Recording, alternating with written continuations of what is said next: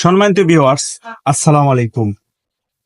আমি যে জিনিসটা দেখানোর জন্য এই কামিজটা ড্রয়িং করে রেখেছি সেটা হলো কামিজটা একটা সাইড হয়ে যায়। নিচের দিকে দেখা গেছে একটা সাইড হয়ে গেছে, কিংবা ডাইন সাইড কিংবা বাম সাইড হয়ে গেছে। সেটা 100% গ্যারান্টি দেব, সেটা কোনোদিনও সাইড হবে না। এটাকে আগে একটা বোঝার কিছু আছে, সেটা হলো কাপড়টা যখন আমরা এই ভাঁজ দিই, এই যে কাপড়টা ভাঁজ দিয়ে রেখেছি, এই কাপড়ের সুতা একটা আছে খাড়া, একটা আছে আড়া দিকে। তো লক্ষ্য রাখতে হবে যেটা, সেটা হলো কাপড়টা যেন সুতার খাড়াটা যেন সই থাকে এবং আড়াটা যেন এদিকে সই থাকে। এটা থাকলে কোনোদিনও কামিজ আড়া হবে না।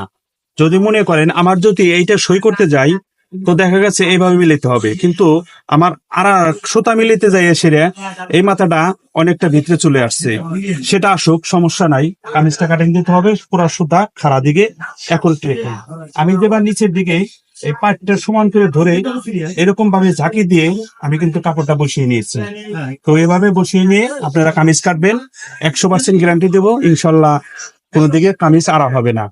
তো আপডেট নতুন আরো ভালো ভিডিও পেতে হলে আমার চ্যানেলটাকে সাবস্ক্রাইব করে রাখবেন। ধন্যবাদ।